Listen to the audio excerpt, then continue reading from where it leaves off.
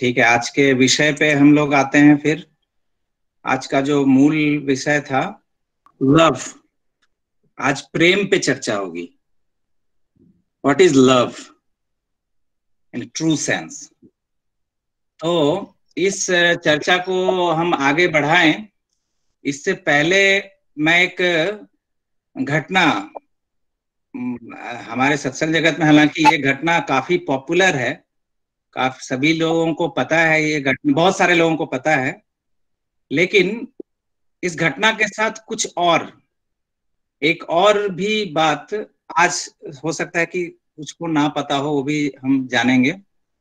तो पहला, ये लव की चर्चा शुरू करने से पहले एक लाइन है ठाकुर के मुख से निकली हुई, बी कंसेंट्रिक, बी कंसेंट्रिक। तो घटना कुछ इस तरह है कि माइकल जेम्स एक अमेरिकन थे। वो भारत भ्रमण पे आए थे और किसी तरह देवघर में आके ठाकुर जी के पास यहाँ पे आ गए थे और रह गए थे काफी दिनों तक। जो समय उनका था इस देश में रहने का, यहीं पे उन्होंने बिता दिया था और बाकी समय। तो उनके जीवन की एक घटना है कि जब वो जाने लगे, यहाँ से जाने की बात हुई, तो वो ठाकुर से कहते हैं कि ठाकुर मैं एक ऐसे कंट्री में रहता हूँ, actually I belong to a country, to a society where people are becoming blind in mundane glittering. ये जो भौतिक चकाचौंध है इसमें अंधे बने पड़े। अगर कोई भी 2 मिनट अगर मुझसे बात करेंगे तो उसमें बेनिफिट ढूंढेंगे, लाभ ढूंढेंगे कि इसमें क्या फायदा है अगर किसी से हम बात करेंगे। Totally materialistic world. तो उस जगत में मैं रहता हूं। यहाँ पे मैं था, इतने आनंद से था, इतना प्रेम आपका मिला, लेकिन जब मैं जा रहा हूं वहां, तो वहां मैं कैसे रहूं उन सबों के बीच में, उस दुनिया में मैं कैसे, हाउ टू सर्वाइव। तो उन्होंने ठाकुर से कहा कि Thakur please tell me in a word or two, एक या दो शब्दों में मुझे आप कुछ कह दें जिसको मैं अपना पथेर कड़ी जिसको कहते हैं कि पथ का संबल वो लेके मैं जा सकूं। तो ठाकुर ने 2 ही शब्द सिर्फ यही कहा था, बी कंसेंट्रिक। तो इस पे उन्होंने प्रश्न किया था कि जब बी कंसेंट्रिक, उन्होंने तो 2 ही शब्द कहा था, tell me in a word or two, तो ठाकुर ने भी 2 ही शब्द सिर्फ कहा, बी कंसेंट्रिक। तो उनको तो समझ में ये बात नहीं आई, जो अचानक इसका क्या मतलब हुआ। तो फिर ठाकुर, उन्होंने फिर से प्रश्न पूछा कि आई डिडंट अंडरस्टैंड, इसको मैंने ठीक ठीक समझा नहीं। तो ठाकुर ने फिर उनसे प्रश्न किया कि can you be concentric without a centre, केंद्र के बिना क्या आप कंसेंट्रिक हो सकते हो। तो उन्होंने कहा कि नहीं, नो। तो ठाकुर कहते हैं कि to be concentric you must have a centre, and that center I mean be a living center। तो कंसेंट्रिक होने के लिए, to be concentric you must have a center, and that center I mean be a living center। और इसी तो जीवंत centre, जीवंत केंद्र होना चाहिए। कंसेंट्रिक होने के लिए एक जीवंत केंद्र होना चाहिए। तो इस पे उन्होंने कहा था माइकल ने कि ओके ठीक है, मैं हेनरी फोर्ड को अपना केंद्र बनाता हूं, अपना आदर्श आइडियल बनाता हूं। हेनरी फोर्ड उस समय फोर्ड कंपनी के मालिक थे, बिलियनियर। तो चूंकि पहले ही बोल चुके थे कि मैं मैटेरियलिस्टिक वर्ल्ड, तो फिर उसी को मैं बनाता हूं, उसी को मैं अपना केंद्र बनाता हूं, मैं अपना आदर्श बनाता हूं। तो इस पे ठाकुर कहते हैं उनसे, तो अगर आप हेनरी फोर्ड को अगर केंद्र बनाते हैं तो you will be Henry Ford. क्यों? क्योंकि ठाकुर कहते हैं because a man is shaped and fashioned by what he loves. तो वो ठाकुर कहते हैं उससे कि because a man is shaped and fashioned by what he loves. मनुष्य वैसा ही बनता है, मनुष्य का चाल ढाल ढंग सब वैसा ही होता है जिससे वो प्यार करता है, जिससे वो लव करता है। और you can not be Jesus, the emblem of peace and progress. तुम अगर हेनरी फोर्ड से प्यार करोगे तो तुम हेनरी फोर्ड बनोगे, तुम जीसस नहीं बन सकते जो कि शांति और प्रगति के प्रतीक है। तो ये मूल जेम्स माइकल की कहानी से ये दो शब्द में हमें मिलता है उनकी इस घटना से। एक तो बी कंसेंट्रिक और एक है a man is shaped and fashion what he loves. तो ये जो हम जिससे प्रेम करेंगे, जिससे प्यार करेंगे, लव, तो ये आ गया लव। तो लव ये इसका बेसिकली हमारे जीवन को शेप देने में, हम कैसे होंगे, हम क्या होंगे, ये बहुत कुछ निर्भर करता है ये शब्द से। लेकिन ये जो जेम्स माइकल थे, ये घटना तो उस दिन की हो गई। नेक्स्ट डे बी कंसेंट्रिक तो हो गया। तो नेक्स्ट डे माइकल सुबह सुबह उठ के, हरिनंदन प्रसाद दा थे, जाजन चौकी था, तो हरिनंदन प्रसाद दा उनके पास गए। वो जाजन चौकी पे बैठते थे हरिनंदन दा, उनके पास वो सुबह सुबह गए। तो वो हरिनंदन दा से चर्चा कर रहे हैं कि उनका मन थोड़ा सा चिंतित है, वो थॉटफुल थोड़े लग रहे हैं, थोड़े चिंतित भी लग रहे हैं। तो हरिनंदन दा उनसे पूछते हैं कि माइकल, यू लुक सैड, तुम उदास दिख रहे हो, तो व्हाट्स द मैटर, क्या बात है जो तुम इतने उदास दिख रहे हो आज? तो वो जो माइकल कहते हैं कि लेट्स गो टू ठाकुर, कि चलिए पहले ठाकुर के पास जाते। ठाकुर उस समय बैठे हुए थे पार्लर में, तो let's go to Thakur.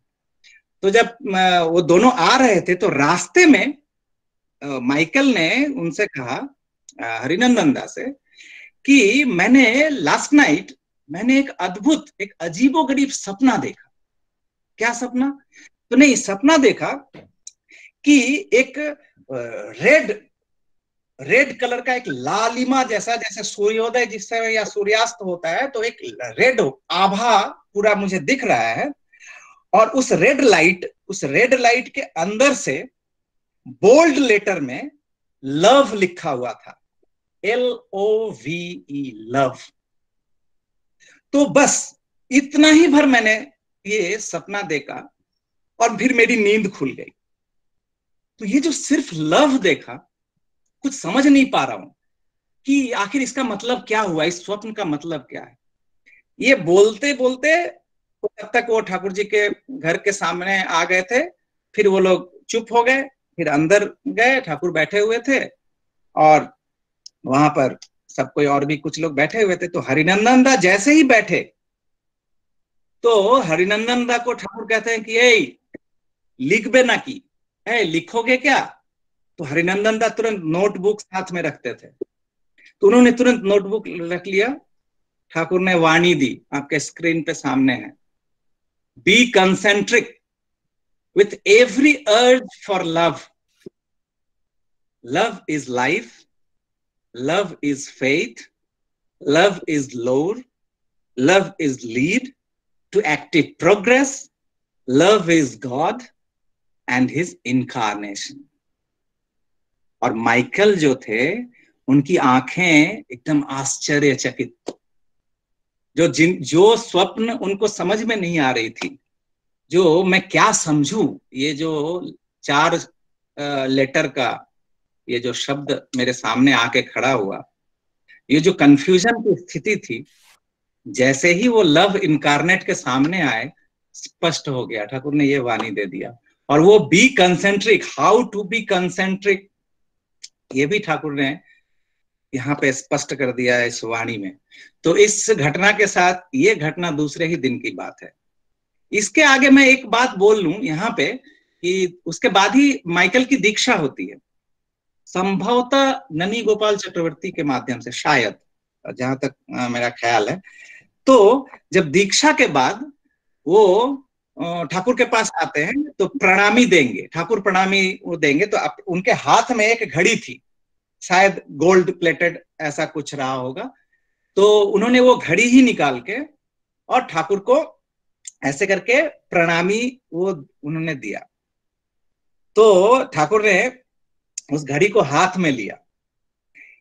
This is very significant, ये 2-4 लाइन में कह लूं अभी।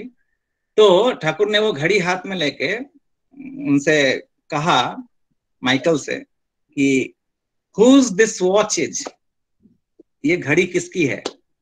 वो घड़ी दे चुके थे ठाकुर के हाथ में, प्रणामी के स्वरूप दे चुके थे। तब उसके बाद ठाकुर पूछ रहे हैं हाथ में घड़ी लेके कि हुज दिस वॉच इज, ये घड़ी किसकी है।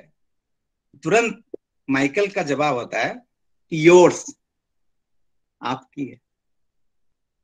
तुरंत उस पर ठाकुर कहते हैं can I give it to whom I wish, क्या मैं इसको जिसे चाहूं दे सकता हूं। तो माइकल तुरंत कहते हैं ऑफ कोर्स। तो ठाकुर तुरंत नजदीक बुलाते हैं माइकल को, उसके हाथों को, उसकी कलाई को हाथ में लेते हैं, लेकर उस घड़ी को पहना देते हैं उसी के हाथ में, माइकल के हाथ में। और ठाकुर कहते हैं तीन लाइन ठाकुर उनसे कहते हैं do not lose it, do not give it to anyone, this will carry my memory in you. 3 line था, do not lose it, do not give it to anyone, this will carry my memory in you. अब आप देखिए ये पूरी घटना, जब वो actually दीक्षा का मतलब क्या होता है। दीक्षा का मतलब होता है सरेंडर, टोटल सरेंडर, जो हम समर्पण करते हैं। तो वो घड़ी तो एक सिंबल है। ये देखिए बी कंसेंट्रिक चल रहा है, ये बी कंसेंट्रिक कंटिन्यूटी है जो अभी तक तो ये चल रही है। आप देखिए तो जब दीक्षा होती है और वो घड़ी दे रहे हैं, यानी प्रणामी अपना जो सबसे प्यारा चीज है वो देते हैं। तो ये देना दैट मीन्स कि खुद को दे रहे हैं। आप इस घड़ी के जगह पे लाइफ को रखिए, जीवन, तो ये वो अपने लाइफ को, अपने जीवन को ही दे रहे हैं, समर्पित कर रहे हैं। ठाकुर के हाथों में उन्होंने जीवन दिया। बाइबल में है ना कि जो उनके लिए जीवन देते हैं वो जीवन पाते हैं, और जो अपने लिए जीवन लेते हैं, रखते हैं, वो उसको खोते हैं। तो दैट मीन्स कि हम अगर हम अपने जीवन को, अपने लाइफ को अगर रखना चाहते हैं तो हमें ये जीवन उनको देना पड़ेगा, दान करना पड़ेगा। लाइक वो वॉच कि उन्होंने जैसे ही उस घड़ी को ठाकुर के हाथ में दिया, वो घड़ी उनके हाथ में, दिस इज ऑल सिंबलिज्म कि तुम अगर अपने जीवन को दान करते हो उनके चरण में, वही जीवन तुम लाभ करोगे। तुम जो इतने जीवन से प्यार करते हो, तुम चाहते हो कि मेरा लाइफ रहे, मेरा एग्जिस्टेंस रहे, ये तभी रहेगा जब हम उनको सरेंडर, हम उनको टोटल हम देंगे अपने लाइफ को।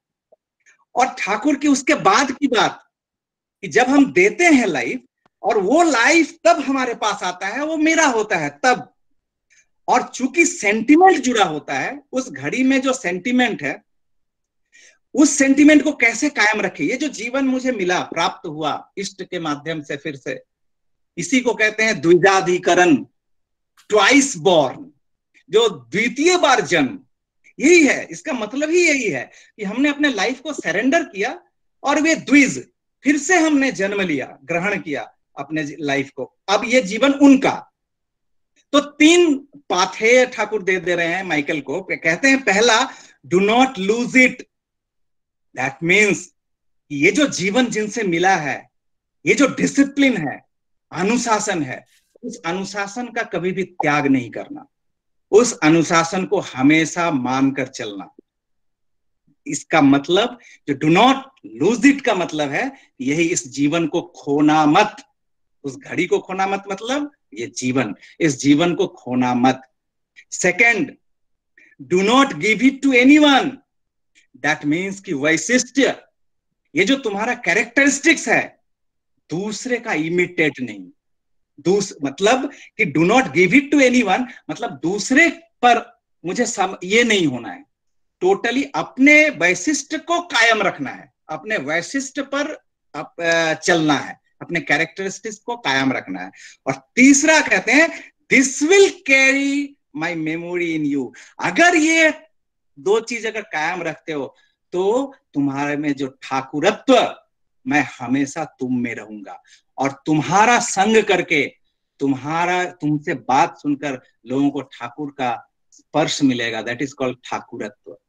तो ये तीन चीज, बी कंसेंट्रिक, ये जो घटना जो था, इसके साथ साथ ये तीन चीजें और जो हमें मिली, मुझे लगता है ये माइकल जेम्स लाइक हमारे लिए तो एपोस्टल टाइप, कि उनके माध्यम से इष्ट का जो ये अमृत, ये हमें स्वाद करने को, ये चखने को मिला उनके जीवन, उनके आने के कारण। तो इसके लिए अशेष धन्यवाद जेम्स माइकल का। तो इस पे बाद मैं थोड़ी सी चर्चा और 2 कदम और आगे बढ़ूं। तो इसके बाद है एक घटना और मैं इसमें बोलना चाहूंगा, हेमचंद्र मुखोपाध्याय।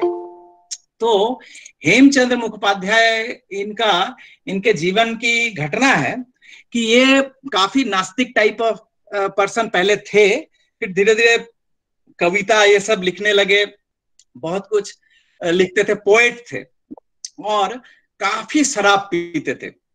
कोलकाता शहर में जमींदारी लाइक वो उनका रहन सहन ये सब कुछ था। तो अनंत महाराज के साथ जब उनका परिचय हुआ, तो अनंत महाराज के साथ परिचय होने के बाद इनका, हेमचंद्र मुखोपाध्याय का, जब अनंत महाराज एक निरक्षर थे, वो उनको पढ़ना लिखना भी नहीं आता था अनंत महाराज को, और ये इतने विद्वान व्यक्ति, लेकिन अनंत महाराज से बात करने के बाद वो कुछ ऐसा उनके मन में हुआ, उन्होंने दीक्षा ले लिया। लेकिन दीक्षा लेने के बाद उन ठाकुर का दर्शन नहीं हुआ था, गुरु दर्शन उनका नहीं हुआ था। इन द मीनवाइल क्या हुआ कि ठाकुर उस समय कोलकाता में आ गए थे, कोलकाता किसी कारण से ठहरे हुए थे कोलकाता में, और संभवतः हरितकी बागान लेन, जहाँ पे ठाकुर केंद्र रहा होगा या कुछ भी, वहां पे ठाकुर थे उसी मकान में। तो इनको पता चला हेम कवि को कि आए हुए हैं हमारे, जिनकी मैंने दीक्षा ली है वो गुरु आए हुए हैं, तो चलो, सोच रहे थे जो हिमायतपुर जाऊंगा तो यहीं पे दर्शन हो जाएगा। फिर वो शाम के समय में, लेकिन नशा तो वो प्रतिदिन करते थे।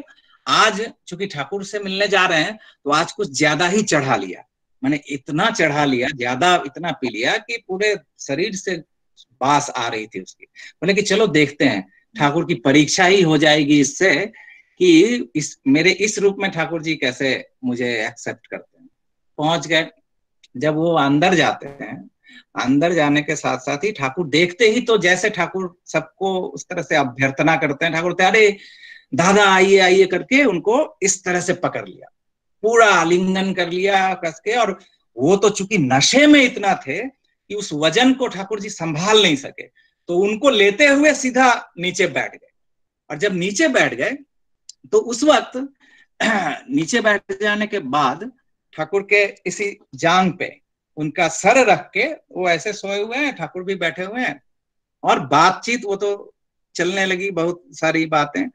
तो इस पे वो हेम कवि कहते हैं ठाकुर से कि अच्छा ठाकुर, मैंने इतना पी रखा है तो आपको ये दुर्गंध नहीं लगी, और आपको घृणा नहीं हुआ, घिन्न नहीं लगा? ये जो आप मेरे को इस तरह से अपने शरीर से लगाए हुए हैं, तो आपको घिन्न नहीं लगी, आपको ये घृणा नहीं हुई? ठाकुर मुस्कुराते हैं, कहते हैं कि हेमदा, अगर आपके बाएं हाथ में घाव हो जाए तो दाहिना हाथ क्या उस हाथ को काट के फेंक देगा? न उसका ट्रीटमेंट करेगा, उसका इलाज करेगा। और पुनः कहते हैं ये, और जो आप दुर्गंध की बात कह रहे हैं, ये दुर्गंध उस शराब का है, आपका नहीं। जो बात ठाकुर ने नहीं कही, एक्चुअली कहना चाह रहे थे कि मैंने आलिंगन आपको किया है, शराब को नहीं। ये जो पहली मुलाकात हेम कवि के साथ ठाकुर का हुआ, वो पहले दिन ही हेम कवि कह सकते हैं आप क्लीन बोल, वो जो सरेंडर किया हेम कवि ने ठाकुर के चरण में, फिर पीछे मुड़ के नहीं देखा।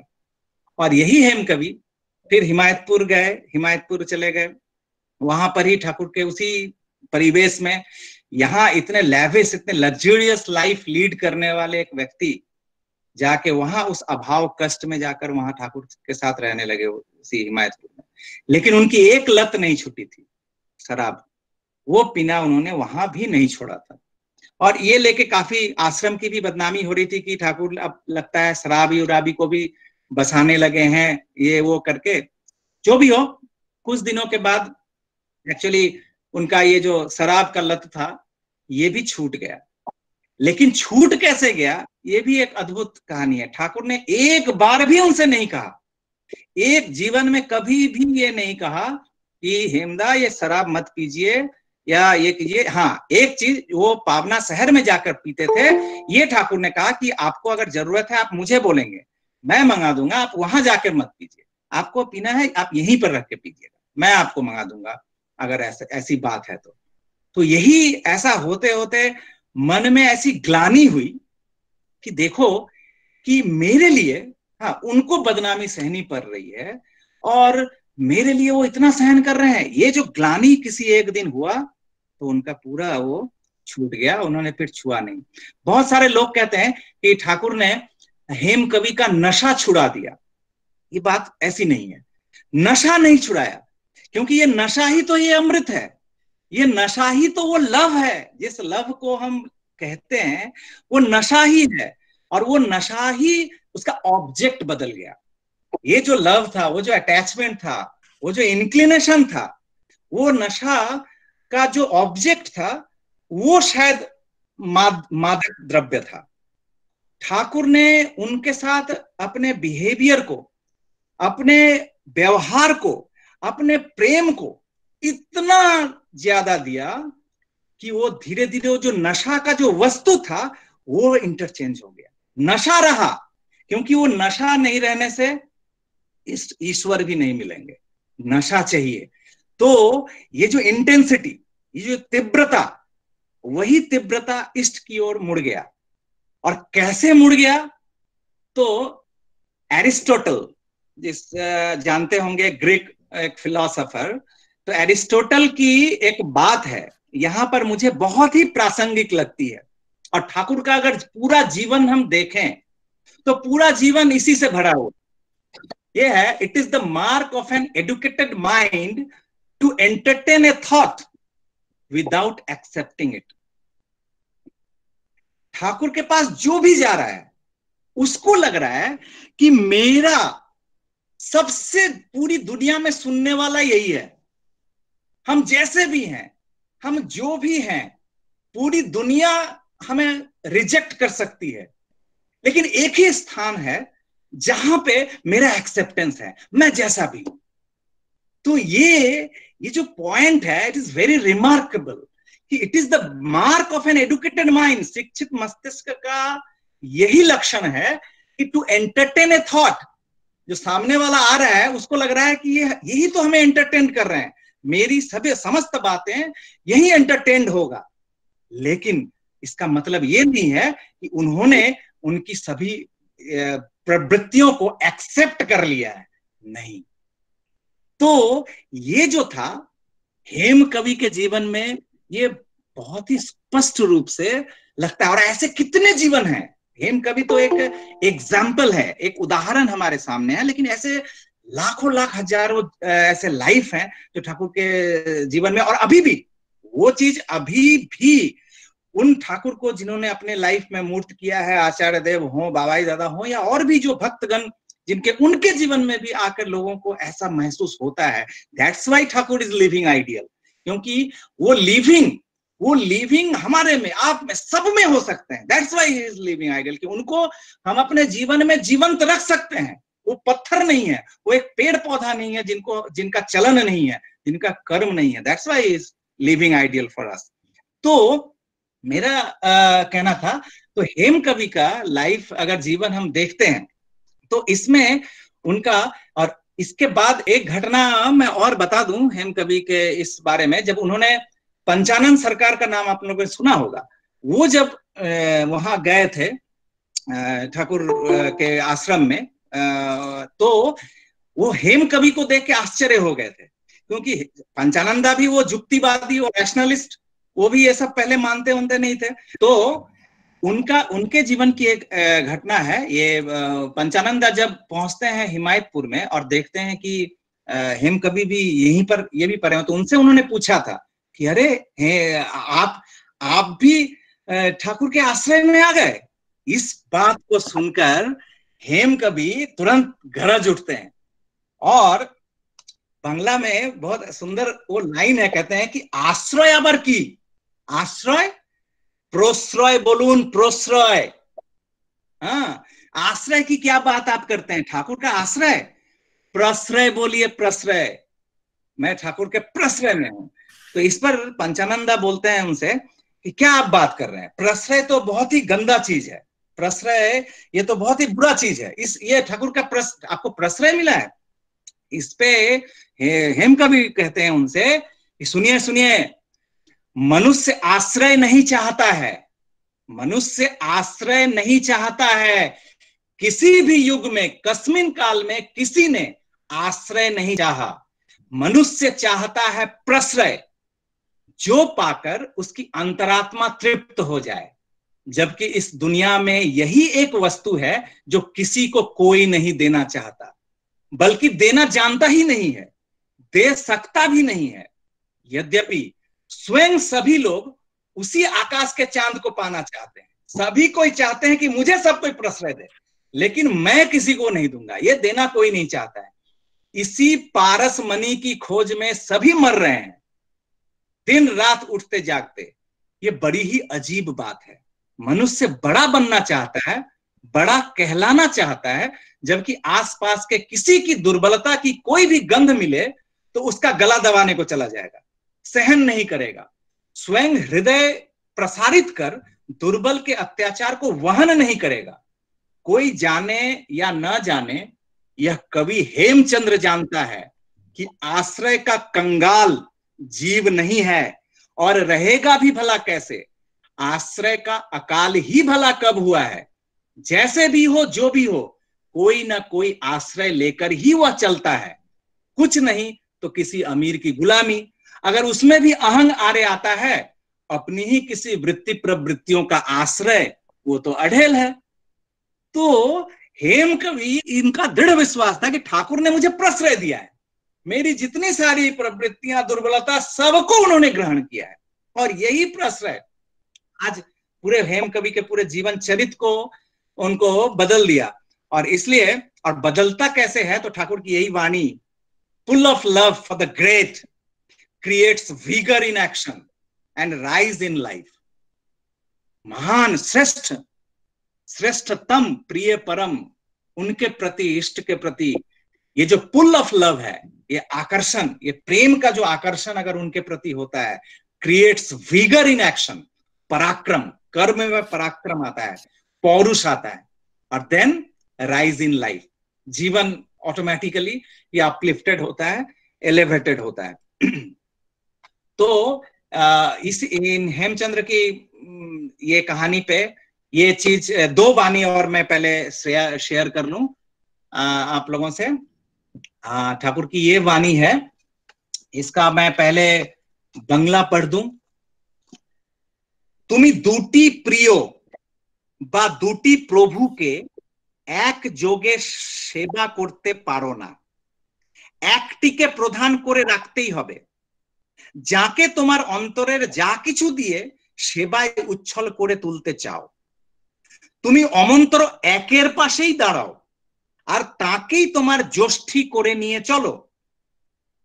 তারই মনজ্ঞ হওয়ার তাপনা নিয়ে তুমি ঈশ্বর বা প্রিয় পরম এবং ধনদেবতাকে একযোগে কি করে উপাসনা করবে। এই দুটো চলবে না, মেরা কেন, দুটো চলবে না। বরং সবকিছু দিয়ে তোমার প্রিয় পরম সেবায় নিরত হয়ে ওঠো, সক্রিয় উপচয়ী তৎপরতায় সর্বার্থই সার্থক হয়ে উঠবে তাতে। আর প্রিয় পরমই ঈশ্বরের ব্যক্ত প্রকাশ। तुम दो प्रिय या दो प्रभु की एक साथ सेवा नहीं कर सकते, एक को प्रधान बनाकर रखना ही पड़ेगा। जिन्हें अपने अंतर के सब कुछ के द्वारा सेवा से उच्छल कर देना चाहते हो, तुम ऐसे एक के पास ही खड़े रहो और उन्हें ही अपनी ज्येष्ठी बनाकर चलो। उनके ही मनोज्ञ बनने की तापना लेकर तुम ईश्वर या प्रिय परम एवं धन देवता की, मतलब यहां पर स्पष्ट ठाकुर कह रहे हैं कि नारायण और लक्ष्मी, ये दोनों की सेवा नहीं चलेगी, एक की सेवा करनी पड़ेगी, या तो नारायण या आप लक्ष्मी के साथ चलो।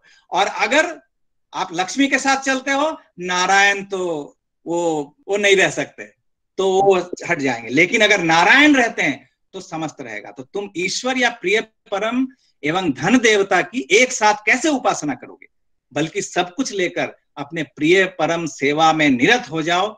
सक्रिय उपचयी तत्परता सहित सर्वार्थ ही सार्थक हो उठेगा उनमें, और प्रिय परम ही ईश्वर के व्यक्त विकास हैं। You cannot serve at a time two beloveds or two masters. One must be kept as prime, whom you want to exalt by your service with all of your heart. Do stand by such a one alone and go on making him your prop with the fervor of asceticism to be up to his liking. How can you worship God or Supreme Beloved and Mammon at a time? Be engaged rather in the service of your Beloved the Supreme with all you have, with active, profitable agility. All your interests will become meaningful in him, and Beloved the Supreme is the revealed exposition of God. इसके बाद वाली एक और बानी हम ले लेते हैं, फिर हम आगे चर्चा करेंगे। अच्छा, बांग्ला में लेते हैं। बांग्ला में है, তোমার ভালোবাসার পাত্র ক্ষেত্রই হচ্ছেন इष्ट अर्थात आदर्श। ये देखिए, लव को स्पष्ट रूप से ठाकुर ने डिफाइन कर दिया है कि प्रेम एक्चुअली किसके लिए होना चाहिए। তোমার ভালোবাসার পাত্র ক্ষেত্রই হচ্ছেন ইষ্ট অর্থাৎ আদর্শ, আর তার প্রতি নিষ্ঠানন্দিত কৃতি অনুচলন তোমাকে পবিত্র করে তোলে। আর ওই পবিত্র প্রীতি দুনিয়ার আত্মীয় স্বজন বন্ধু বান্ধব দেশ বিদেশ বেষ্টি ও সমষ্টি সব যা কিছুকে সংহত করে তোলে, তাতেই উপচয়ী ও সার্থক করে তোলে। তারই স্বার্থে অর্থান্বিত করে পারস্পরিক অনুবেদনী পরিচর্যার বন্ধন সৃষ্টি করতে করতে আর এর ব্যত্যয়ী অনুচলনী ব্যাহত ও ব্যথিত করে তোলে। तुम्हारे प्रेम के पात्र एवं क्षेत्र ही हैं इष्ट या आदर्श, और उनके प्रति निष्ठानंदित कृति अनुचलन तुम्हें पवित्र बना देती है। और वह पवित्र प्रीति दुनिया के आत्मीय स्वजन बंधु बांधव, मतलब मेरे अपने जो भी हैं, जो भी मैं जिनको अपना मानता हूं, देश विदेश व्यष्टि एवं समष्टि सब कुछ को इंटीग्रेटेड करती है, संगत बना देती है। उन इष्ट को ही उपचयी एवं सार्थक कर देती है, उनके ही स्वार्थ में अर्थान्वित करके पारस्परिक अनुवेदनी परिचर्या के बंधन की सृष्टि करते हुए, और इसका व्यत्ययी अनुचलन ही व्याहत तथा व्यथित कर डालता है। To sole object and place of your love is the love Lord, that is the ideal, and well adhered action pursuance towards him makes you sacred, and that sacred love makes relatives, friends, kith and kin, home and abroad, individual and collective, whatsoever of the world integrated, makes profitable and meaningful to him only, endowing with meaning in his interest alone, while continually creating a tie of mutual compassionate service, and the conduct opposite to this makes one baffled and pained. ये वाणी हम लोग सब अनुधावन करेंगे अपने अपने जगह पे, अपने अपने घर पे, इसको लेके। नेक्स्ट एक कैरेक्टर है, ये प्रेम लेके जागतिक प्रेम भी बहुत कुछ, हम तो ठाकुर ने आइडियल बता दिया है कि प्रेम एक्चुअली होना क्या चाहिए, लेकिन होता क्या है वास्तविक दुनिया में। प्रैक्टिकली जब हम चलते हैं तो वहां पे हमारे साथ क्या क्या घटनाएं होती है। तो ये एक विल्लु मंगल की एक घटना है। विल्लु मंगल एक वारंगना, बनारस में वाराणसी में जब वो रहते थे, तो गंगा के उस पार एक वारंगना, उनसे उनको मोहब्बत हो गई थी, प्रेम हो गया था, तो वो उससे बराबर मिलने जाया करते थे। इसी क्रम में एक बार इसी तरह से कुछ घटना हुई, जिस घटना को लेकर उस तूफान में भी वो चले गए। बहुत सारी विपत्ति आपदाओं को ओवरकम करते हुए वो चले गए। फिर जो घटना हुई, वो घटना उनके पूरे जीवन के दिशा को बदल दिया। और फिर ये प्रेम जो था, जो एक जागतिक, एक कह सकते हैं कि एक काम कामना में लिप्त वो प्रेम जो था, वही प्रेम कैसे भूमायित होता है, कैसे उन ईश्वर वो कैसे वो कृष्ण प्रेम में बदल जाता है। क्योंकि प्रैक्टिकली मैंने कहा ना कि नशा is important to some extent. हर के लाइफ में ये थ्रेड रहना चाहिए। अब वो कहीं पे भी रहे, विषय पे रहे, किसी वस्तु पे रहे, कोई मनुष्य पे रहे, कुछ भी, लेकिन वो इंटेंसिटी एक चाहिए। हाँ, उसके बाद उसको कहां ले जाना है ईश्वर और इष्ट के लिए। This is the very fine example इतिहास का। तो ठाकुर ये बिल्लू मंगल की चर्चा बराबर बहुत ही भावपूर्ण ढंग से करते थे बिल्लू मंगल की। तो एक मेरे पिताजी की से सुनी हुई घटना है, एक बार बिल्लू मंगल की चर्चा ठाकुर कर रहे थे अपने निवास स्थान पार्लर में ही बैठकर, और इतने भावोच्छल ठाकुर हो गए थे उनकी घटना कहते कहते, तो पिताजी ने एक कविता लिखी थी पूरी घटना को उस कविता में समाहित करके। मैं उस कविता को, हिंदी में ही है, मुझे लगता है कि उस भाव को आप पकड़ लेंगे। मैं बहुत धीरे धीरे पढ़ने की कोशिश करूंगा, और स्क्रीन पे है, अगर आप ऐसे पढ़ भी सकते हैं। तो एक कविता है जिसकी पहली पंक्ति लेकर एक भजन भी मैंने लिखा था, पिताजी की उधार लिया था मैंने ये पहला लाइन। प्रेम की ऐसी है पहचान, काल कर सके न जिसको म्लान। प्रेम की ऐसी है पहचान, काल कर सके न जिसको म्लान। काम की जहां नहीं दुर्गंध, मनुज मन जहां नहीं भोगांध। न इच्छा होती कोई और, प्रेम ही उसका समुचित ठौर। नहीं धरकर चलता वह राह, न जिस पर परे प्रिय की चाह। न पथ पर दुख बाधा का गम, रहे छाई मस्ती हरदम। न कायर हिजड़ों का यह खेल, भीरुता से न कभी भी मेल। सभी देने को मन बेचैन, सदा प्रियतम के सुख में चैन। न चाहे कभी मुक्ति या त्राण, बंधे प्रियतम अधीन में प्राण। प्रेम की ऐसी है पहचान, काल कर सके न जिसको म्लान। अगर दुनिया की भी हो प्रीति, किंतु सच्ची हो तो वह नीति। दुनिया में भी अगर किसी से भी प्रेम है, अगर वो सच्चा है, अगर ट्रू है, तो उसका लाइन है, अगर दुनिया की भी हो प्रीति, किंतु सच्ची हो तो वह नीति। उसी से साधित हो परमार्थ, वही ईश्वर में हो चरितार्थ। ठाकुर पार्लर घर में एक दिन, शुभ्र श्वेतासन पर आसीन। भक्त कुछ बैठे प्रभु के पास, श्रीमुख से सुनने की कुछ आस। खड़ा मैं निकट तौलिया हाथ, कहीं मच्छर न करे उत्पात। दिव्य दर्शन में आंखें लिप्त, लाख देखें फिर भी अतृप्त। इसी नरलीला की वह शान, न खुद ईश्वर कर सके बखान। प्रेम की ऐसी है पहचान, काल कर सके न जिसको म्लान। लगे ठाकुर जी भाव विभोर, फेंक निज सुधा दृष्टि सब ओर। विल्लो मंगल की लेकर बात, प्रीति रस में सबको कर स्नात। श्रीमुख पर दिव्य लोक तरंग, भक्ति से सिहर उठे हर अंग। उठ गई ऐसे में यह बात, प्रभु की श्रीमुख से अकस्मात। चला वह चिंतामणि के पास, मिलन की व्याकुल मन में आस। बिल्लू मंगल का, चला वह चिंतामणि के पास, मिलन की व्याकुल मन में आस। पहुंचना होगा सरिता पार, किंतु न नौका न घटवार। माह भादो रात्रि सुनसान, किंतु अनिरुद्ध लिया है ठान। प्रेम की ऐसी है पहचान, काल कर सके न जिसको म्लान। देख कर तट पर कुछ तत्काल, पार जाने को हो कुछ माल। मिला हाथों को ज्यों कुछ सार, उसी पर होकर तुरंत सवार। बन गया खुद ही तीव्र प्रवाह, नदी में वह भी बना अथाह। आ गई सम्मुख वह घाट, जो होता कब से जिसकी बाट। सदन भी आया वह सुपरिचित, उसी में रहती वह निश्चित। परंतु बंद सभी हैं द्वार, कभी क्या वह जाएगा हार। तुरंत छप्पर से उतरा आन, जुड़ाया देख प्रेयसी को प्राण। प्रेम की ऐसी है पहचान, काल कर सके न जिसको म्लान।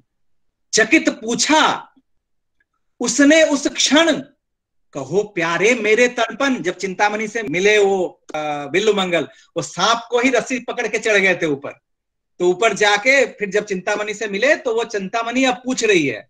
चकित पूछा उसने उस क्षण, कहो प्यारे मेरे तन मन, काट कर कैसे प्रलय समय यहां तक पहुंचे व्याकुल व्यग्र। सहज तब बोला बिल्लुमंगल, मन हुआ तेरे लिए विकल। लगी जो डोर अति सुंदर, छप्पर से आया उसको धर। छप्पर से डोर सुन हतवाक, उठा भय से पूरा तन कांप। न वह डोर देखो विषधर, बोली चिंतामणि रो रो कर। बचाई प्रभु ने तेरी जान, बने थे तुम तो पागल प्राण। प्रेम की ऐसी है पहचान, काल कर सके न जिसको म्लान। पुनः पूछा बोलो इस बार, किस तरह हुए नदी के पार। तभी चिंतामणि को लेकर तुरंत आया सरिता तट पर। जिसे वह काष्ठ ही समझकर हुआ था पार जिसे धरकर। नहीं वह काष्ठ थी सड़ी लाश, बिखेर रही थी गंदी बास। बना था सर्प रेशमी डोर, हुआ मुर्दा भी काष्ठ कठोर। नयन व नाक सभी थे बंद, खुले थे बस प्राणों के छंद। ऐसा प्रेम आप सोचिए कि उसके नाक कान सभी इंद्रियां, जितनी सारी इंद्रियां थी वो सब कुछ उस चिंतामणि के लिए। वो गंध नहीं लग रहा है, वो दृष्टि भी कुछ दिख नहीं रहा है, सब कुछ सिर्फ चिंतामणि। तो इस पे नयन व नाक सभी थे बंद, खुले थे बस प्राणों के छंद। सभी इंद्रियां एक ही ध्यान, कर रही देकर तन मन दान। प्रेम की ऐसी है पहचान, काल कर सके न जिसको म्लान। देख कर निश्चल निर्मल प्यार, खुल गई शुद्ध चेतना द्वार। बनी चिंतामणि गंगाधार, बहे जीवन के मल अंबार। ये ठाकुर जी सब वर्णना कर रहे हैं, जिस वर्णना को पिताजी ने कविता के माध्यम से। देखकर निश्चल निर्मल प्यार, खुल गई शुद्ध चेतना द्वार। बनी चिंतामणि गंगाधार, बहे जीवन के मल अंबार। हिला प्रभु का सिंहासन आज, धरे प्रभु खुद चिंता का साज। उठी चिंतामणि मुंह से बोल, प्रीति रस में वाणी को घोल। हाय यह हार मांस की देह, इसी पर जितना तुमको नेह।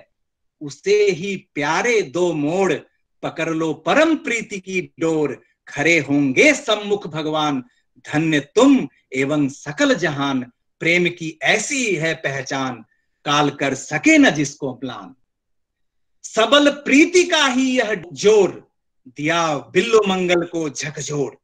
सबल प्रीति का ही यह जोर, दिया बिल्लुमंगल को झकझोर। लगा यूं टूटी तंद्रा घोर, हुआ नूतन जीवन का भोर। मिला जो फल दोनों को आज, पराजित जन्मों का तप काज। उभय की प्रीति ही हुई सिद्ध, जगत में दोनों हुए प्रसिद्ध। भटकते साधक गण वन वन, खोजते जो अनमोल रतन। हुआ वह सहज प्रीति से प्राप्त, सदा जनमानस में जो व्याप्त। हुआ बिल्लुमंगल अंतर ध्यान, भक्त कवि प्रकटे सूर महान। वो सूरदास, वही सूरदास बन गए।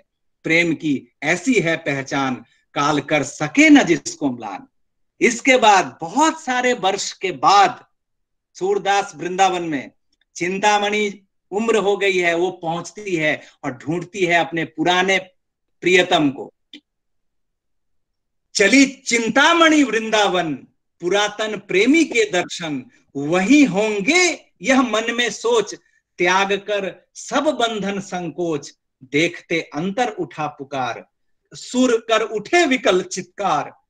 कौन तू मेरी चिंतामणि। वो तो देख नहीं सकते थे, अंधे हो गए थे, लेकिन जस्ट उनके स्वर से पहचान लिया। तो कहते हैं कौन तू मेरी चिंतामणि, प्रेम शिक्षा दात्री अग्रणी। गुरु मेरी आ जाओ निकट, मिटाए तुमने सब संकट।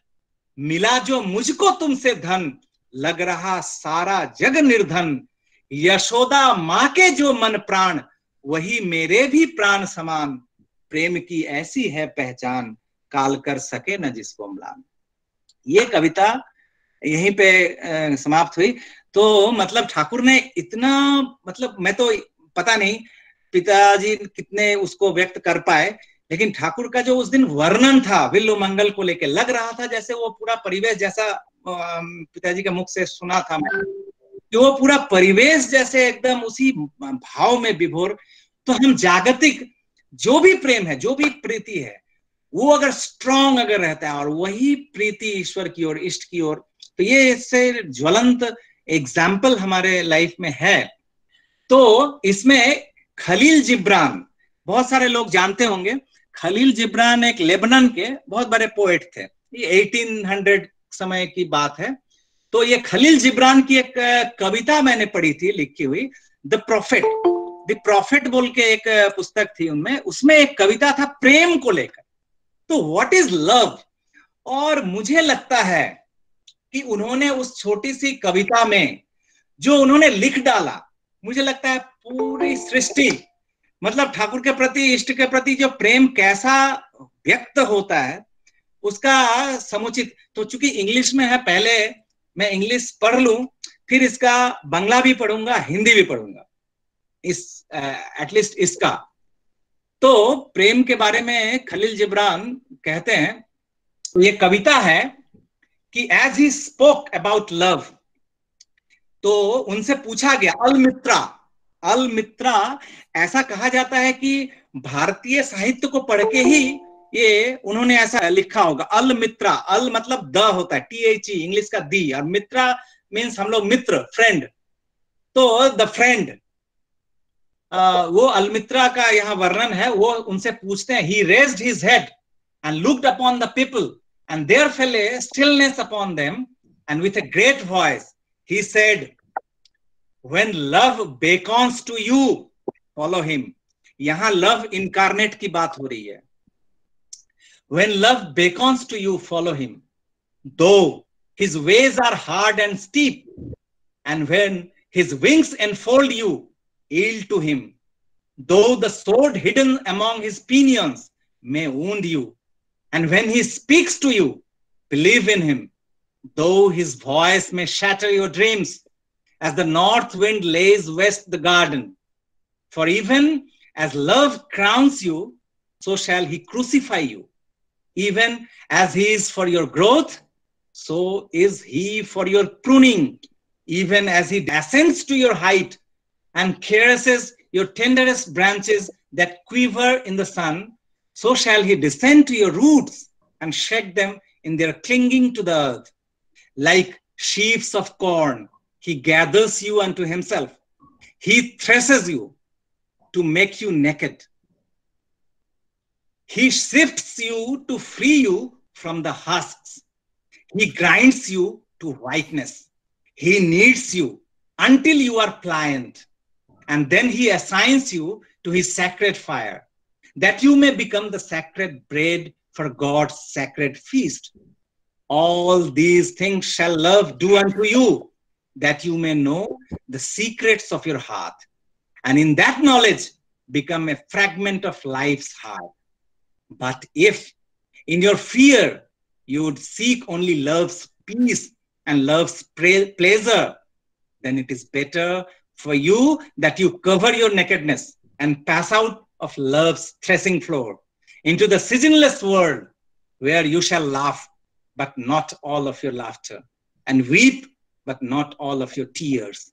Love gives not, but itself, and takes not, but from itself. Love possesses not, nor would it be possessed, for love is sufficient unto love. When you love, you should not say, God is in my heart, but rather, I am in the heart of God. मैं हूं, मैं उनके उपयुक्त बनूंगा, God को मैं अपने उपयुक्त नहीं बनाऊंगा, ये जो कहना चाहते हैं। नेक्स्ट लाइन है, but rather I am in the heart of God, and think not you can direct the course of love. If it finds you worthy, directs your course. Love has no other desire but to fulfill itself. But if you love and must needs have desires, let these be your desires, to melt and be like a running brook that sings its melody to the night to know the pain of too much tenderness, to be wounded by your own understanding of love, and to bleed willingly and joyfully, to wake at dawn with a winged heart and give thanks for another day of loving, to rest at the noon hour and meditate love's ecstasy, to return home at eventide with gratitude, and then to sleep with a prayer for the beloved in your heart and a song of praise upon your lips.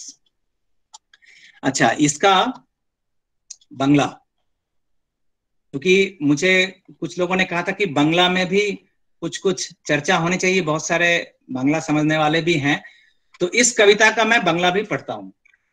प्रेम যখন হাতছানি দেবে, এখানে প্রেম মানে কিন্তু প্রেমের যিনি মূর্ত প্রতীক, living এমবডিমেন্ট of love, यानी লিভিং লাভ, প্রেমময়। প্রেম যখন হাতছানি দেবে তখন তার অনুসরণ করো, যদিও পথ তার কঠিন ও বন্ধুর, আর তার ডানা দিয়ে যদি সে তোমাকে আলিঙ্গনে আবদ্ধ করে তবে তার কাছে নিজেকে সমর্পণ করো। যদিও পক্ষতলে লুক্কায়িত যে তরবারি আছে তা তোমাকে আহত করতে পারে, আর সে যখন তোমার সঙ্গে কথা বলবে তখন তাকে বিশ্বাস করো, যদিও উত্তরের বাতাস যেমন কানন ভূমিকে রিক্ত করে দেয়, তার কণ্ঠনাদ তোমার স্বপ্নগুলিকে চুরমার করে দিতে পারে। প্রেম যেমন তোমার মাথায় মুকুট পরিয়ে দেয়, তেমনি তোমাকে ক্রুশবিদ্ধ করতে পারে। সে যতখানি জীবন তরুর বিকাশের কারণ, ততখানি তাকে ছিন্ন করে নিষ্পত্র করারও কারণ। তোমার শিখরে উত্থিত হয়ে রৌদ্রে শিহরিত তোমার নম্রতম শাখাগুলিকে যেমন সে স্নেহ স্পর্শ দেবে, তেমনি তোমার শিকড়ের কাছে অবতরণ করে তাদের মাটির সঙ্গে গ্রন্থনা ধরে ঝাঁকানি দেবে।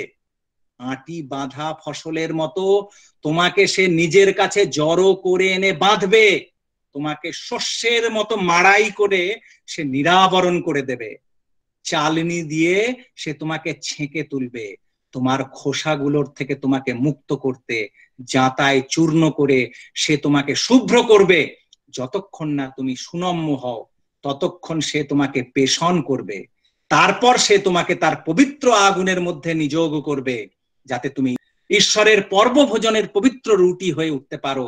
প্রেম তোমাকে নিয়ে এত সব কিছু করবে যাতে তোমার হৃদয়ের রহস্য তুমি জানতে পারো, এবং সেই জ্ঞানের দ্বারা জীবনের হৃৎকমলে তুমি একটি পাপড়ি হয়ে স্থান পাও। কিন্তু তোমার ভীরুতায় যদি তুমি প্রেম থেকে শুধু শান্তি আর সুখেরই সন্ধান করো, তবে তোমার নগ্নতাকে বসনাবৃত করে প্রেমের মারাইখানা থেকে বার হয়ে আসাই ভালো। এসে সেই ঋতুহীন পৃথিবীতে চলে যাও যেখানে তুমি হাসবে কিন্তু তোমার সবখানি হাসি সেখানে থাকবে না, এবং যেখানে তুমি কাঁদবে তবু তোমার সব কান্না সেখানে কাঁদা হবে না। প্রেম নিজেকে ছাড়া কিচ্ছু দেয় না, নিজের থেকে ছাড়া আর কারো থেকে কিছু নেয় না। প্রেম অধিকার করে না, অধিকৃতও হয় না। প্রেমের পূর্ণতা প্রেমই। যখন ভালোবাসবে তখন বলো না ঈশ্বর রয়েছেন আমার হৃদয়ে, বরং বলো আমি ঈশ্বরের হৃদয়স্থিত।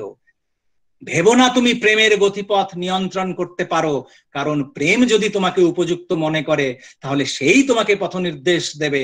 নিজেকে চরিত্রার্থ করা ছাড়া প্রেমের আর কোনো কামনা নেই। কিন্তু তুমি যদি ভালোবাসো এবং যদি কামনা প্রয়োজনীয় বলেই দেখা দেয়, তবে এইগুলি হোক তোমার কামনা। দ্রবীভূত হয়ে যেন বহমান স্রোতস্বিনীটির মতো হতে পারো, রাতের অন্ধকারকে যে তার সুধাস্বর শুনিয়ে যায়। অপরিমিত কোমলতার বেদনাকে জানতে পারো, নিজের প্রেম চেতনায় নিজে ব্যথা ভারাবনত হতে পারো, আর স্বেচ্ছায় সানন্দে রক্তমক্ষণ করতে পারো। যেন ডানা মেলে দেওয়া হৃদয় নিয়ে যেন ভোরবেলায় জেগে উঠতে পারো, এবং ভালোবাসার জন্য আরেকটি দিন পেয়ে যেন ধন্যবাদ দিতে পারো। দ্বিপ্রহরের বিশ্রামের লগ্নে যেন প্রেমের আনন্দে ধ্যান করতে পারো। সায়ন্তনে গৃহে ফেরার সময় যেন সকৃতজ্ঞ চিত্তে ফিরতে পারো, এবং তারপর প্রেমাস্পদের জন্য হৃদয়ে একটি প্রার্থনা, ওষ্ঠে একটি বড় মন্ত্র নিয়ে যেন নিদ্রাগত হতে পারো। इसका मैं हिंदी भी पढ़ दूं क्योंकि बहुत सारे हैं जो बांग्ला को नहीं समझ रहे होंगे, तो हिंदी भी। प्रेम का जब भी इंगित मिले उसका अनुसरण करो, यद्यपि उसका पथ अति कठिन एवं दुरूह है, और अपने पंखों के आलिंगन में वह जब तुम्हें आबद्ध करना चाहे तो उसके निकट स्वयं को समर्पित करना। ये लिविंग प्रेम की बात हो रही है, जीवंत प्रेम, प्रेम स्वरूप, प्रेममय। यद्यपि पंखों में छुपी हुई तलवारें तुम्हें आहत कर सकती हैं, और वह जब तुमसे बातें करें तो उस पर तुम विश्वास करना। यद्यपि उत्तर की हवाएं जिस तरह से कानन भूमि को उजाड़ फेंकती हैं, उसकी कंठ ध्वनि तुम्हारे स्वप्नों को चकनाचूर कर दे सकती है। प्रेम जिस प्रकार तुम्हारे माथे पर मुकुट पहना सकता है, उसी प्रकार तुम्हें शूली पर भी चढ़ा सकता है। जितना वह जीवन तरु के विकास का कारण है, उतना ही वह उसे छिन्न करके निष्पत्र कर देने का भी कारण है। तुम्हारे शिखर पर आरोहण करके धूप में सिहरती हुई तुम्हारी कोमल शाखाओं को वह जिस तरह अपना स्नेह स्पर्श देगा, उसी तरह तुम्हारे जड़ के निकट अवरोहण कर धरती पर गिराने को कस के हिलाएगा। फसलों की आटी की तरह वह तुम्हें अपने पास जमा करेगा। फसलों के दाने की तरह भी वह तुम्हारी कुटाई करके तुम्हें निरावरण कर देगा। भूसे से पृथक करते हुए वह तुम्हें मुक्त कर देगा। जांते में डालकर चूर्ण करके वह तुमको शुभ्र बना देगा। जब तक कि तुम सुनम्य नहीं हो जाते हो, वह तुम्हारा पेशन करता रहेगा। फिर वह तुमको अपनी पवित्र अग्नि में नियोग करेगा, जिससे तुम ईश्वर के पर्व भोजन की एक पवित्र रोटी बन सको। प्रेम तुम्हारे साथ इतना सब कुछ करेगा, जिससे अपने हृदय का रहस्य तुम जान सको, एवं उस ज्ञान के द्वारा जीवन के हृत कमल की ही एक पंखुड़ी बन सको। परंतु अपनी भीरुता में यदि तुम उस प्रेम से केवल शांति और सुख की ही अपेक्षा रखते हो, तो अपनी नग्नता को वसनावृत करके प्रेम के पेशन भूमि से तुम्हारा बाहर आ जाना ही अच्छा है। उस ऋतुहीन दुनिया में जहां तुम हंसोगे, पर तुम्हारी संपूर्ण हंसी वहां नहीं हंसी होगी, रोगे पर तुम्हारे संपूर्ण अश्रु वहां नहीं निकलेंगे। प्रेम स्वयं के सिवा कुछ भी नहीं देता, किसी से कुछ लेता भी नहीं है सिवा स्वयं के। प्रेम किसी पर अधिकार नहीं करता, किसी के द्वारा अधिकृत भी नहीं होता है। प्रेम की पूर्णता एकमात्र स्वयं प्रेम ही है। जब प्रेम करोगे तब ये नहीं कहना ईश्वर मेरे हृदय में है, बल्कि कहना मैं ईश्वर के हृदय में हूं। ऐसा नहीं समझना कि तुम प्रेम के गतिपथ को नियंत्रित कर सकते हो, कारण यदि तुम्हें उपयुक्त समझता है तो वह तुम्हारा पथ निर्देशित करेगा। स्वयं को चरितार्थ करने के लिए सिवा प्रेम की और कोई इच्छा नहीं होती। परंतु यदि प्रेम का सानिध्य चाहते हो एवं इच्छाएं यदि अवश्यंभावी हो उठती हैं, तो ये सभी तुम्हारी इच्छाएं हो, द्रवीभूत होकर बहती हुई स्रोतस्विनी की भांति बन सको। रात्रि के अंधेरे को जो अपना सुधा स्वर सुना जाता है, अपरिमित कोमलता की वेदनाओं को जिससे जान सको, अपनी ही प्रेम चेतना में जिससे स्वयं व्यथा भारावनत हो सको, और स्वेच्छा से सानंद रक्त मोक्षण कर सको। पंख फैलाए हुए हृदय सहित जिससे सूर्योदय के समय जग जाओ एवं धन्यवाद दे सको कि प्रेम के लिए एक और दिन मिला। द्विप्रहर के विश्राम के समय जिससे प्रेम का ध्यान कर सको, सायंतन में घर लौटते समय जिससे कृतज्ञ चित्त होकर लौट सको, और तत्पश्चात प्रेमास्पद के लिए हृदय में प्रार्थना एवं होठों पर प्रस्वस्ति मंत्र लिए जिससे निद्रागत हो सको। नेक्स्ट लास्ट दो चीज कह के मैं इसको समाप्त करूंगा। एक है अनंत महाराज। ये अनंत महाराज, ये भी एक कैरेक्टरिस्टिक्स है प्रेम का। सोचिए कि ठाकुर के जीवन में कैसा एक प्रेमी था जिन्होंने प्रेम को डिफाइन किया जस्ट कुछ छंदों में, कुछ लाइन में। जैसे प्रेम के बारे में अनंत महाराज का जो एक कथन है, पहले बांग्ला में पढ़ता हूं। व्हाट इज लव, ভালোবাসাটা কি, এটা অনন্ত মহারাজের এই কয়েকটি কথা মাত্র। ভালোবাসা কোনো হেতুর অপেক্ষা রাখে না যে এ হলেই ভালোবাসা, না, ভালোবাসা কোনো হেতুর অপেক্ষা রাখে না। ভালো যারা বাসে তারা তা করে নিজের স্বভাবের তাগিদে। মনুষ্যত্বের একটা ভূমি আছে, সেখানে পৌঁছালেই মানুষ ঠিক ঠিক মানুষ হয়, যেমন চেহারায় তেমনি আত্মিক সম্পদে। চোখের দৃষ্টিটাই তখন যায় বদলে, আর সেই নজরে সে দুনিয়াটাকে যেভাবে দেখে तारी नाम भालोबासा। हिंदी में इसी का हिंदी अनुवाद है कि प्रेम कारण की परवाह नहीं करता।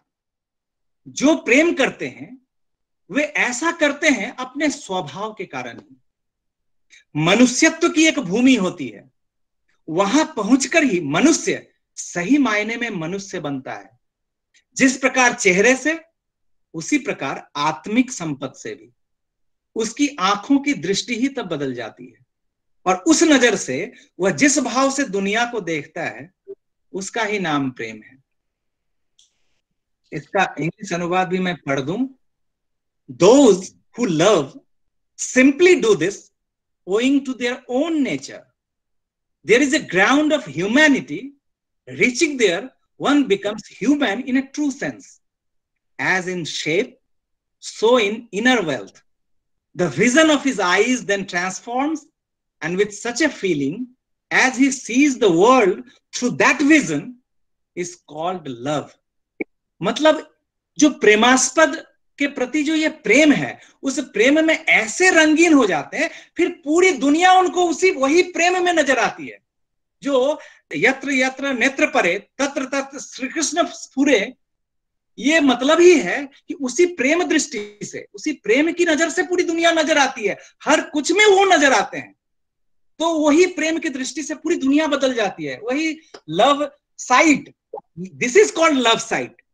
और ये एक भक्त, ऐसे बहुत सारे ठाकुर के जीवन में ऐसे भक्त हैं, हम जानते हैं, हम देखते हैं, हम पढ़ते हैं, सुनते हैं। एक भक्त की बात लास्ट में बोल के इसमें समाप्त करूंगा। जो किस तरह से दृष्टि बदलती है और फिर उनका भाव कैसे बदलता है, उनकी कुछ बातों की चर्चा। मैं पहले इसमें थोड़ा बंगला में इस बात को बोल लूं, क्योंकि एक्चुअली बंगला में वो भाव चूंकि उनका खुद का है। ये किशोरी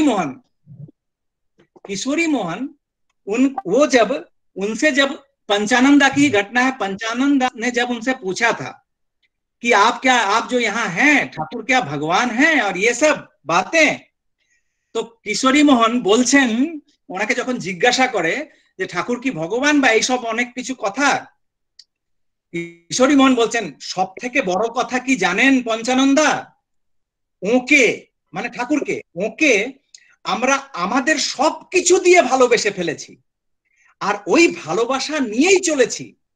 কেন তো কোনো দ্বিধা সংকোচ না রেখে, এমনকি তিনি ভগবান কি ভগবান নন সে প্রশ্ন অবধি না তুলে।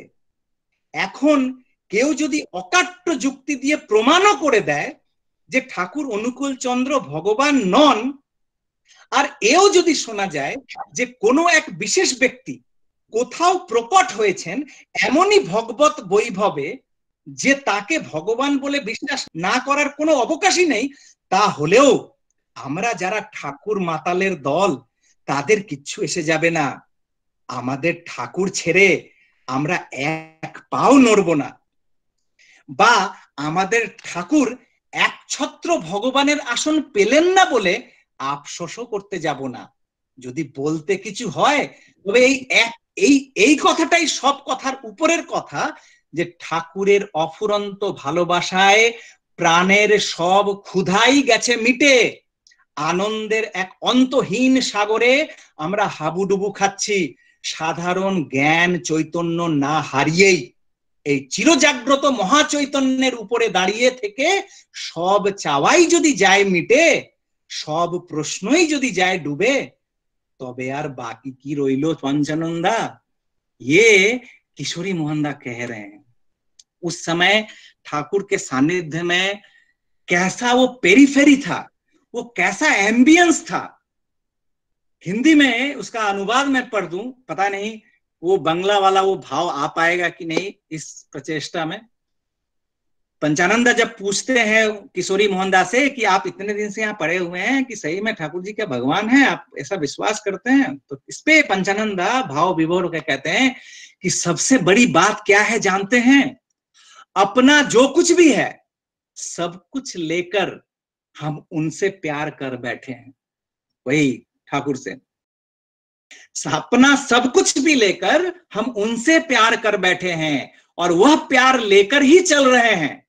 अपने होशो हवास में ही किसी भी प्रकार की कोई भी दुविधा, संकोच आदि नहीं रखकर, यहां तक कि वे भगवान हैं या नहीं है ऐसा कोई भी प्रश्न किए बिना, अभी कोई यदि अकट्ट युक्ति से प्रमाण भी कर देता है कि ठाकुर अनुकूल चंद्र भगवान नहीं है, और यह भी यदि सुनने में आता है कि कोई एक विशेष व्यक्ति कहीं पर प्रकट हुए हैं ऐसी ही भगवत वैभव लेकर, कि उनको भगवान के रूप में विश्वास नहीं करने का कोई कारण ही नहीं है, तथापि हम यहां जो ठाकुर के नशे में चूड़ जो नशेरियों का दल है उन्हें कोई फर्क नहीं पड़ता। अपने ठाकुर को छोड़कर हम एक डेग भी हिलेंगे नहीं, अथवा हमारे ठाकुर को भी जो एक छत्र भगवान का आसन नहीं मिला इसके लिए अफसोस भी करने नहीं जाएंगे। अगर कुछ कहना ही है तो एक ही बात सर्वोपरि कहना है, ठाकुर के अनंत प्यार में प्राणों की सभी क्षुधाएं मिट गई हैं। आनंद के एक अंतहीन सागर में हम सभी गोते खा रहे हैं। साधारण ज्ञान चैतन्य नहीं खोकर ही इस चिर जागृत महाचैतन्य पर खड़े होकर यदि सभी इच्छाएं मिट जाती हैं, सभी प्रश्न समाप्त हो जाते हैं, तब और जीवन में बाकी क्या रह जाता है। तो ये बस इस बात के बाद मैं अब कुछ बोलना नहीं चाहता। तो ये अवस्था उन भक्तों की रही है और अभी भी हमारे बीच में है ही ऐसे ही। तो हम उस प्रेरणा के साथ, मुझे लगता है कि लव जो भी हम कहें, अल्टीमेटली लव मतलब ठाकुर, तो उन ठाकुर के प्रति ही रहे। और क्या जयदीप, आज तो सॉरी मैं और किन्हीं को ले नहीं पा रहा हूँ, तो एक मिताली माई गाना गाना चाहते हैं, तुम्हार माझे अमार आमी। हाँ, अगर हो जाए तो अच्छा है। चलो ठीक है, आज ऐसे यही हो जाए। हेलो हेलो, सुन पा रहे हैं मुझे? हाँ हाँ हाँ, गाइए। हाँ हाँ। जय गुरु सभी को।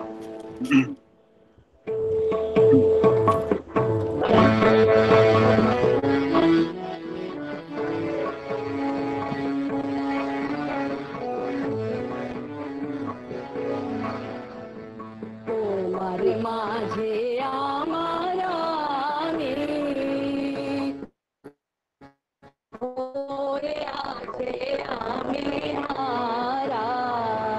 दयाल তোমার মাঝে আমারা হয়ে আছে আমি হারা।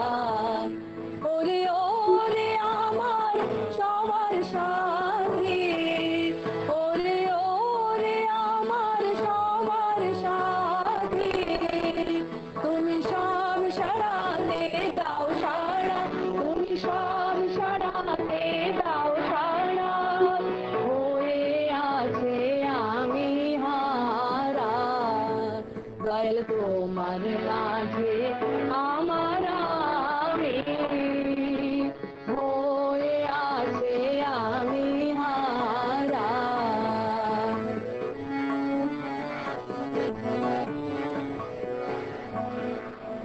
তোমায় দেখে চোখে আমার দেখা ফুটেছে, তোমায় দেখে চোখে আমার দেখা ফুটেছে। তোমার বাণী শুনে শ্রবণ শুনতে পেয়েছে, ওগো তোমার বাণী শুনে শ্রবণ শুনতে পেয়েছে। আরো কি যে হয়েছে, আরো কি যে হয়েছে। পরশ তোমার অবশ করে গো, ওগো পরশ তোমার অবশ করে গো। তোমার সুরে করে ঘর ছাড়া, তোমার সুরে করে ঘর ছাড়া। হয়ে আছে আমি হারা, দয়াল তোমার মাঝে আমার আমি, হয়ে আছে আমি হারা। ওরে ওরে আমার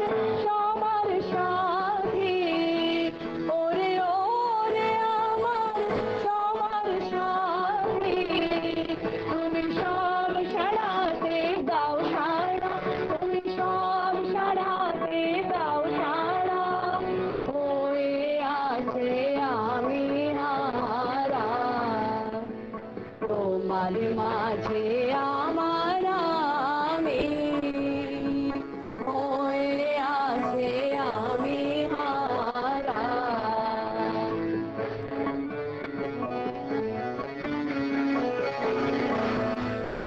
তোমার ব্যথায় আমার ব্যথা রাঙিয়ে তুলেছো তোমার ব্যথায় আমার ব্যথা রাঙিয়ে তুলেছো রূপের হাওয়ায় মন বাগানে ফুল ফুটায়েছো ওগো রূপের হাওয়ায় মন বাগানের ফুল ফুটায়েছো আরো কি যে করেছো আরো কি যে করেছো ওটা বুঝতে পারি কইতে নারী গো ওটা বুঝতে পারি কইতে নারী গো আমি কইতে গিয়ে পাগল মারা কইতে গিয়ে পাগল মারা বুঝতে পারি কইতে নারী গো ওটা বুঝতে পারি কইতে নারী গো আমি কইতে গিয়ে পাগল মারা কইতে গিয়ে পাগল মারা হয়ে আছে আমি হারা দয়াল তোমার মাঝে আমার আমি হয়ে আছে আমি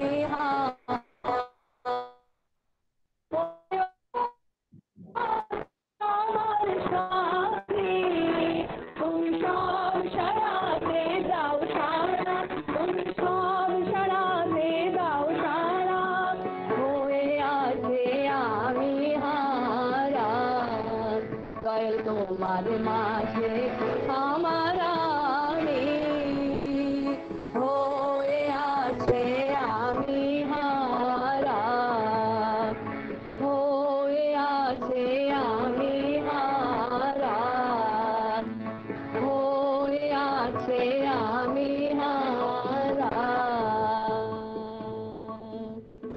जय गुरु सभी को जय गुरु जय गुरु जय गुरु जय गुरु जय गुरु सभी को जय गुरु